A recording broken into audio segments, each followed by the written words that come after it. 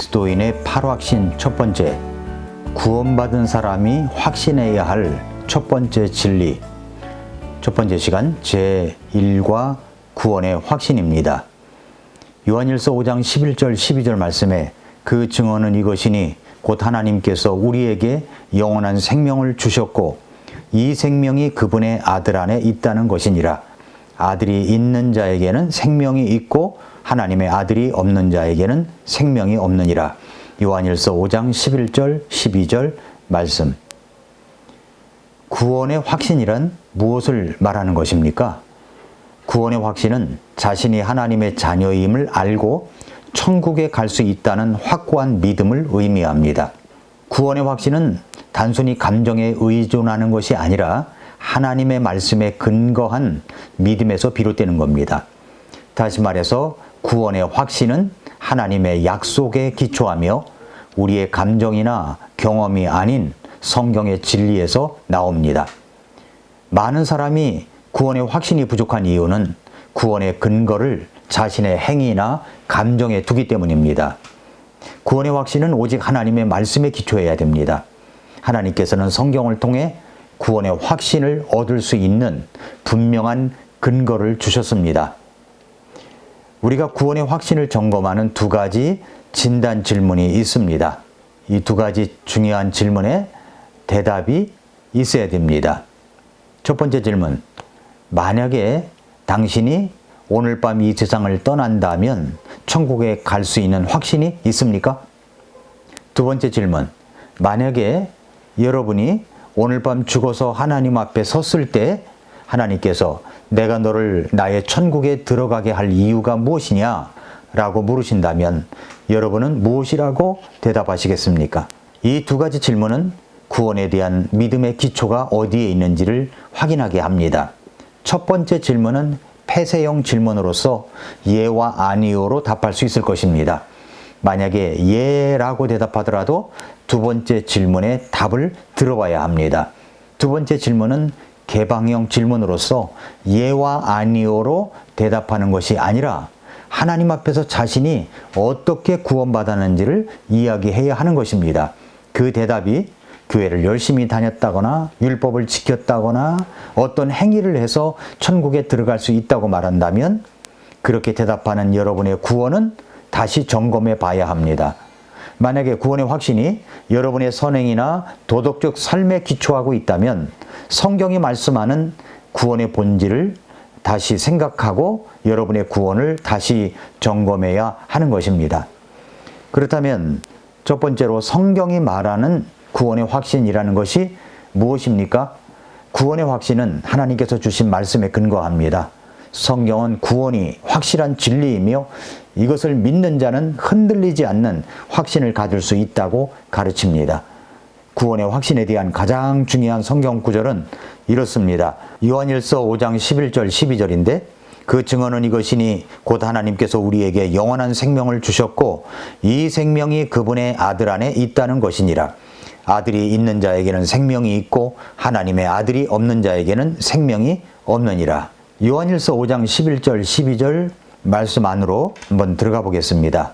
자, 이 말씀에서 영생은 누가 준다고 하였습니까? 하나님께서. 영생은 어디에 있습니까? 말씀을 잘 보십시오. 그분의 아들 안에. 영생은 누가 소유하고 있습니까? 아들이 있는 자. 영생이 없는 사람은 누구입니까? 하나님의 아들이 없는 자입니다. 이 말씀에서 우리는 다음과 같은 중요한 진리를 배울 수가 있습니다. 그것은 영생은 하나님께서 주시는 선물이라는 것입니다. 영생은 사람이 노력해서 얻는 것이 아닙니다. 하나님께서 주시는 선물입니다. 또한 영생은 예수 그리스도 안에 있습니다.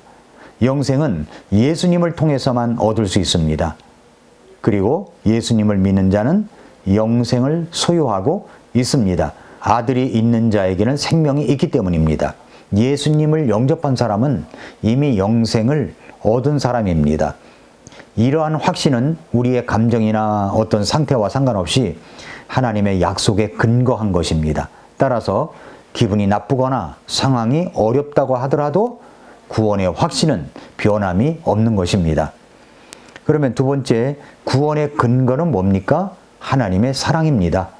구원의 시작은 하나님의 사랑에서 비롯됩니다. 구원은 우리가 하나님의 사랑을 받을 자격이 있어서 주어지는 것이 아니라 하나님께서 조건 없이 주시는 은혜의 선물입니다.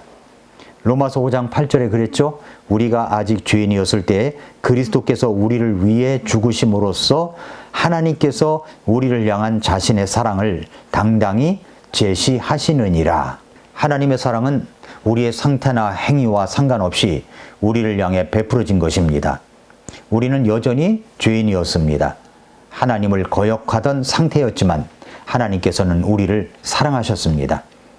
하나님께서 우리를 사랑하신 증거, 하나님께서 우리를 사랑하신다는 가장 확실한 증거는 예수 그리스도의 십자가에서 나타납니다.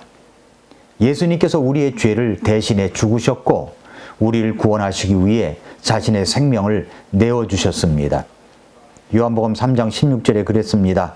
하나님께서 세상을 이처럼 사랑하사 자신의 독생자를 주셨으니 이것은 누구든지 그를 믿는 자는 멸망하지 아니하고 영존하는 생명을 얻게 하려 하심이라. 예수님을 믿는 자는 누구나 구원을 받고 구원받은 자는 하나님의 사랑 안에서 영원히 보호받습니다. 자, 세 번째, 인간의 문제가 뭡니까? 죄입니다, 죄. 구원의 필요성은 인간의 죄에서 비롯된 겁니다. 성경은 모든 인간이 죄인이고 죄의 결과는 죽음이다 라고 선언하고 있습니다. 그래서 로마서 3장 23절에 모든 사람이 죄를 지어 하나님의 영광에 이르지 못하더니 라고 말씀을 했습니다. 어떤 가방에 책이 들어가 있으면 책가방, 돈이 들어있으면 돈가방이듯이 사람도 사람 인자 안에 죄가 들어있기 때문에 죄인입니다. 그리스도가 들어있으면 그리스도인입니다. 우리가 죄인입니다. 무슨 죄를 지었기에 죄인이라고 말하는 것입니까? 로마서 1장 29절부터 32절에는 죄의 갖가지 종류가 다 들어있습니다. 들어보십시오. 그들은 모두 불의와 음행과 사악함과 탐욕과 악의로 가득하며 시기와 살인과 논쟁과 속임수와 적개심으로 가득하며 수근수근하는 자들이여 뒤에서 헐뜯는 자들이며 하나님을 미워하는 자들이여 업신여기며 교만하고 자랑하는 자들이며 악한 일들을 꾸미는 자들이여 부모에게 불순종하며 지각이 없고 언약을 어기는 자들이며 본성에 애정이 없고 화해하기 어려우며 긍휼이 없는 자들이라. 그들이 이런 일을 행하는 자들은 죽어야 마땅하다는 하나님의 심판을 알면서도 같은 일들을 행할 뿐만 아니라 그런 일을 행하는 자들을 기뻐하느니라. 그렇기 때문에 이 세상의 죄를 안 짓고 살아가는 사람은 아무도 없습니다.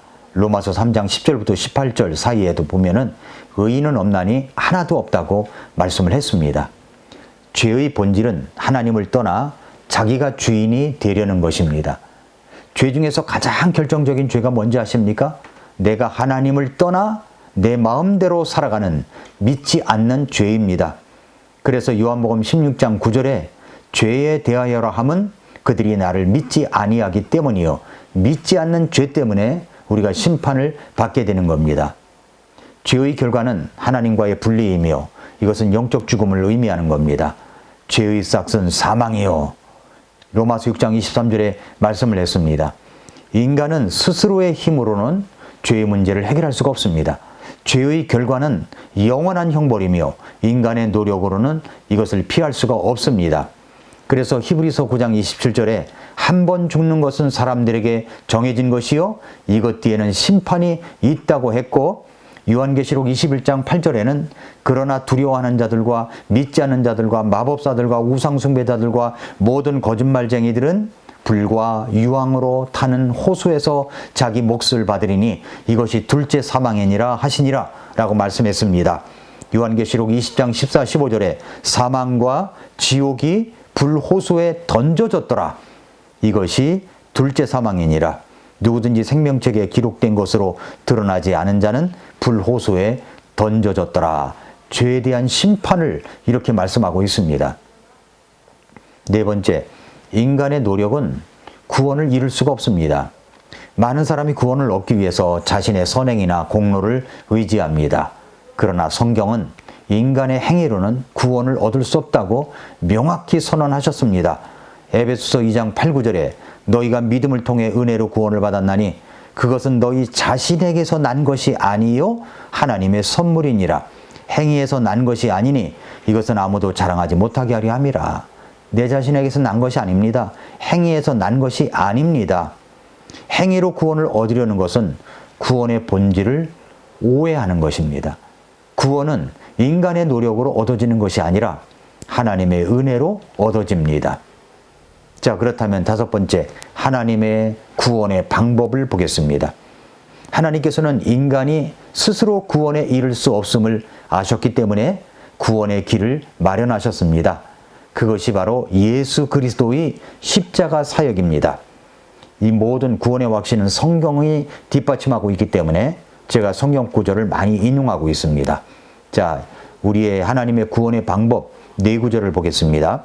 로마서 5장 8절, 우리가 아직 죄인이었을 때 그리스도께서 우리를 위해 죽으심으로써 하나님께서 우리를 향한 자신의 사랑을 당당히 제시하시느니라 했습니다. 그렇죠? 우리가 죄인이었을 때 예수님께서 우리를 위해서 죽어주셨습니다. 그렇다면 무엇을 위해서 죽어주셨을까요? 고린도전서 15장 3절 4절에 보니까 나 역시 받은 것을 무엇보다 먼저 너희에게 전하였노니 그것은 곧 성경 기록대로 그리스도께서 우리 죄들로 인해 죽으시고 묻히셨다가 성경 기록대로 셋째 날 다시 일어나시고 라고 했습니다. 무엇 때문에 예수님이 십자가에서 죽으셨습니까? 우리의 죄들을 지셨다고 했습니다. 우리 죄 때문에 예수님께서 죽으신 것입니다. 베드로전서 2장 24절에 친히 나무에 달려 자신의 몸으로 우리 죄들을 지셨으니 이것은 죄들을 향해 죽은 우리가 의를 향해 살게 하려 하심이라. 그분께서 채찍에 맞음으로 너희가 고침을 받았다고 했습니다. 또 한 구절이 있습니다. 베드로전서 3장 18절에 그리스도께서도 죄들로 인해 한번 고난을 받으사 의로운 자로서 불의한 자를 대신하셨으니 이것은 그분께서 육체 안에서 죽임을 당하셨으나 성령에 의해 살아나셔서 우리를 하나님께 데려가려 하심이라. 예수님은 우리의 죄를 짊어지고 십자가에서 죽으심으로 구원의 길을 여셨습니다. 그렇습니다. 이제 여섯 번째, 그러면 그 구원의 선물을 얻어 확신을 얻는 방법은 무엇일까요? 구원을 얻기 위해서는 말이죠, 두 가지 반응이 필요합니다. 그것은 회개와 회심입니다. 구원에 이르기 위해서는 반드시 회개와 회심이 필요합니다. 성경에서 구원은 단순히 예수님을 지식적으로 아는 것이 아니라 마음으로 예수님을 믿고 삶의 방향이 완전히 바뀌는 것을 의미합니다. 이 과정에서 필수적인 두 가지 요소가 바로 회개와 회심입니다. 회개와 회심. 첫 번째, 회개란 무엇입니까? 회개는 그리스어로 메타노이아로 생각을 바꾼다, 마음을 돌이킨다 라는 뜻이 있습니다. 단순히 잘못을 인정하고 후회하는 것에 그치는 것이 아니라 죄에서 돌이켜 하나님께로 방향을 완전히 바꾸는 것을 뜻하는 것입니다. 그러면 회개의 성경적 의미를 보겠습니다. 성경에서 말하는 회개는 다음 세 가지 요소를 포함하고 있습니다. 첫 번째, 죄에 대한 깨달음과 슬픔입니다. 자신이 죄인임을 깨닫고 그리고 자신의 죄가 하나님 앞에서 얼마나 심각한 것인지 인정하고 슬퍼하는 것입니다. 그래서 고린도후서 7장 10절에 하나님의 뜻대로 하는 근심은 회개를 이루어 다시 돌이킬 수 없는 구원에 이르게 하지만 세상의 근심은 사망을 이루느니라 라고 말씀하고 있습니다. 첫 번째는 죄에 대한 깨달음과 슬픔이 있어야 되고, 그리고 두 번째는 죄를 버리고 하나님께로 돌이키는 것입니다. 자신의 죄된 삶을 버리고 하나님께 돌아가는 결단입니다. 그래서 요엘서 2장 13절에 너희는 옷을 찢지 말고 너희 마음을 찢으며 주 너희 하나님께로 돌아설지어다. 그분은 은혜로우시며 긍휼이 많으시며 분노하기를 더디하시고 큰 친절을 베푸사 그 해악에 대해 뜻을 돌이키시나니 라고 말씀하고 있습니다. 세 번째 의미가 들어가 있습니다. 죄를 미워하고 의를 추구하는 것입니다. 자신의 죄를 깊이 깨닫고 죄를 버린 후에 하나님의 의를 따르는 삶을 살아가려는 태도, 여기에 회개의 의미에, 회개 속에 담겨져 있는 의미라고 하는 겁니다. 잠언 28장 13절에 그랬습니다. 자기 죄들을 숨기는 자는 성공하지 못할 것이나 누구든지 그것들을 자백하고 버리는 자는 긍휼을 얻으리라. 그래서 회개는 구원의 필수 조건입니다. 회개는 구원의 첫 단계입니다. 구원을 받기 위해서는 반드시 회개해야 합니다. 예수님께서 공생애를 시작하면서 처음 선포하신 메시지가 바로 회개하라는 말씀이었습니다. 마가복음 1장 15절에 그랬습니다. 이르시되 때가 찼고 하나님의 왕국이 가까이 왔으니 너희는 회개하고 복음을 믿으라 하시더라 라고 했습니다. 구약에서도 회개는 하나님께로 돌아오는 가장 중요한 요소로 강조되었습니다. 그래서 호세아 14장 4절에 내가 그들의 타락한 것을 고치고 그들을 아낌없이 사랑하리니 이는 내 분노가 그에게서 떠났기 때문이니라 라고 말씀을 했습니다. 회개는 죄를 인정하고 버리는 것입니다. 진정한 회개는 단순히 죄책감이나 양심의 가책에 그치는 것이 아닙니다. 진정한 회개는 이미 말씀드렸지만 이런 행동을 포함하는 것입니다. 자신의 죄를 인정하고 자백합니다. 죄를 버리기로 결단합니다. 죄를 미워하고 하나님께 순종합니다. 요한일서 1장 9절에 만일 우리가 우리 죄들을 자백하면 그분께서는 신실하시고 의로우사 우리의 죄들을 용서하시며 모든 불의에서 우리를 깨끗하게 하시느니라 말씀을 했습니다. 이것이 바로 이제 회개의 의미입니다. 두 번째, 그러면 회심이란 무엇입니까? 회심은 헬라어로 에피스트레포라고 합니다. 에피스트레포라고 합니다. 이 말은 돌이키다, 전환하다는 의미가 들어가 있습니다. 그러니까 회심은 회개와 밀접하게 연관되어 있는데 죄에서 돌이켜 하나님께로 방향을 완전히 바꾸는 것을 의미하는 겁니다. 자, 회심의 성경적 의미를 보겠습니다. 회심은 다음과 같은 과정이 포함이 되어 있습니다. 먼저 회심은 죄에서 돌이켜 하나님께 돌아가는 것입니다. 회개는 죄를 버리는 것이고 회심은 죄를 버리고 하나님께로 나아가는 것이다. 이렇게 이해하면 됩니다. 사도행전 3장 19절에 그러므로 너희는 회개하고 회심하라. 그러면 새롭게 하는 때가 주의 앞으로부터 올 때에 너희 죄들이 말소될 것이요. 그랬습니다. 회개하고 회심입니다. 회개는 뭐라고 그랬죠? 죄를 버리는 것이고 회심은 죄를 버리고 하나님께로 나아가는 것이라고 했죠. 마음의 변화가 들어가 있습니다. 회심은 단순한 행동의 변화가 아닙니다. 마음의 변화예요. 마음의 변화. 그래서 에스겔서 36장 26절에 새 마음도 너희에게 주고 새 영을 너희 안에 두어 너희 살에서 돌 같은 마음을 제거하며 너희에게 살로 된 마음을 주리라. 마음이 돌이켜지는 겁니다. 마음의 변화를 의미하는 겁니다. 회심은 삶의 변화를 말합니다. 회심은 새로운 삶으로 이어집니다. 이전에 죄된 습관과 삶의 태도를 버리고 새로운 삶을 추구하게 되는 것입니다. 그래서 고린도후서 5장 17절에 그러므로 누구든지 그리스도 안에 있으면 그는 새로운 창조물이라 옛 것들은 지나갔으니 보라 모든 것이 새롭게 되었도다. 회심은 삶의 방향 전환입니다. 회심은 죄를 떠나 하나님께로 방향을 돌리는 것입니다. 마치 배의 키를 돌려 새로운 방향으로 나아가는 것과 같습니다. 이전에는 자기 자신을 위해 살았다면 이제는 하나님을 위해서 살게 됩니다. 자, 이렇게 회개와 회심의 관계는 동전의 양면과 같습니다. 회개가 죄에서 돌이키는 것이라면 회심은 하나님께로 나아가는 것입니다. 회개는 죄에서 돌이키는 것, 회심은 하나님께로 나아가는 것, 이렇게 이해하면 되겠습니다. 사도행전에서도 구원의 조건에서 회개와 회심을 말씀하고 있습니다. 이미 읽어드린 말씀이지만 사도행전 3장 19절에 그러므로 너희는 회개하고 회심하라. 그러면 새롭게 하는 때가 주의 앞으로부터 올 때에 너희 죄들이 말소될 것이요 라고 했습니다. 회개는 죄에서 벗어나는 것이고 회심은 하나님께로 나아가는 것입니다. 이 두 가지는 구원에 있어서 필수적인 과정입니다. 회개와 회심을 통한 구원의 결과를 보도록 하겠습니다. 진정한 회개와 회심을 통해 구원을 받은 자에게는 이런 변화가 일어납니다. 먼저 죄사함을 받습니다. 누가복음 24장 47절에 보면은 또 회개와 죄들의 사면이 그의 이름으로 예루살렘에서 시작하여 모든 민족들 가운데 선포되어야 하리니, 회개와 죄들의 사면이라고 그랬죠? 죄 사함을 받습니다.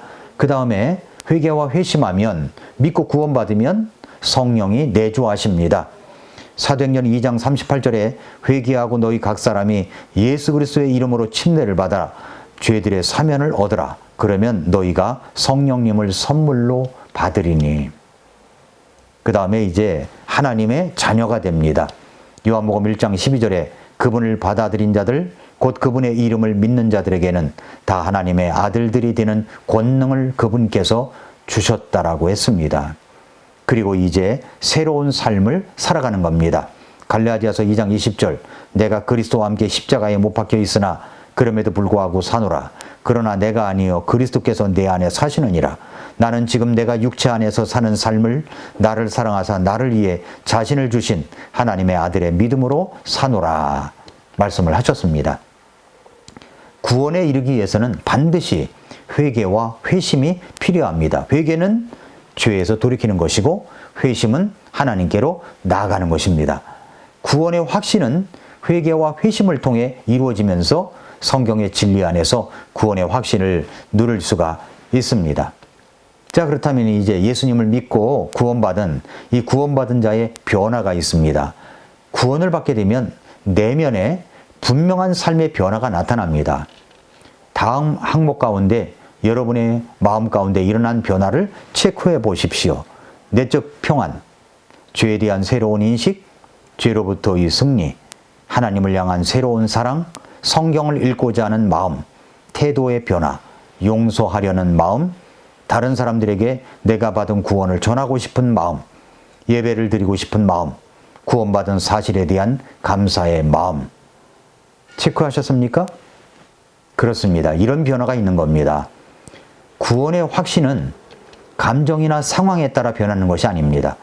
하나님의 변함없는 말씀에 기초하는 겁니다. 구원은 인간의 노력이나 선행이 아니라 오직 하나님의 은혜와 예수 그리스도의 십자가 사역을 통해 주어지는 하나님의 선물입니다. 성경은 예수 그리스도를 믿는 자에게는 영원한 생명이 있으며 하나님의 아들이 없는 자에게는 생명이 없다고 분명히 선언하고 있습니다. 그것이 우리가 처음에 읽었던 요한일서 5장 11절, 12절 말씀입니다. 구원의 확신은 단순히 머리로 아는 지식이 아닙니다. 마음으로 믿고 삶으로 경험해진 것입니다. 구원의 확신은 회개와 회심을 통해 이루어지는 것이고 자신의 죄를 인정하고 돌이켜 예수 그리스도를 구주로 믿을 때, 마음속으로 받아들일 때, 믿을 때 주어집니다. 회개는 죄에서 돌이키는 것이고 회심은 하나님께로 나아가는 것입니다. 구원의 확신은 예수님을 믿는 자에게 주시는 하나님의 약속이고 이것은 결코 흔들리거나 빼앗길 수가 없습니다. 하나님께서 주시는 구원은 완전하며 영원히 보장됩니다. 따라서 구원의 확신을 가진 성도는 죄의 정죄에서 자유하며 하나님의 사랑 안에서 평안을 누릴 수가 있습니다. 예수님을 믿는 자는 누구든지 구원을 받습니다. 이제 여러분은 구원의 확신을 가지고 담대히 살아가시기 바랍니다. 구원의 확신은 삶을 변화시킬 것입니다. 우리는 구원의 확신을 통해서 하나님의 사랑을 경험하고 성령의 인도하심을 받으며 하나님의 자녀로서 새롭게 변화된 삶을 살아가게 되는 것입니다. 하나님께서 주신 구원의 확신을 붙잡고 담대하게 나아가십시오. 구원의 확신을 통해 평안과 기쁨을 누리십시오. 구원의 확신을 통해 세상 가운데 빛과 소금이 되십시오. 내가 그들에게 영원한 생명을 주노니 그들이 결코 멸망하지 않을 것이요 또 아무도 내 손에서 그들을 빼앗지 못하리라. 요한복음 10장 28절입니다. 하나님께서 주신 이 확신을 붙잡고 구원의 기쁨과 감격을 누리며 살아가시기를 축복합니다.